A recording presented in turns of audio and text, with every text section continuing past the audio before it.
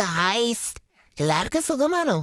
ഞാനേ ഇവിടെ കട്ടിയിലിരുന്ന് ജനലിൽ കൂടെ നോക്കിക്കൊണ്ടിരിക്കുക, ഏതെങ്കിലും പൂച്ചാണ്ടി വരുന്നുണ്ടോന്ന്. ഇവിടെ രണ്ട് കൊച്ചുങ്ങളുണ്ട്. അവര് വന്നിട്ട് എന്നെ ഇങ്ങനെ തടവി തടവി ഇരിക്കുകയാണ്.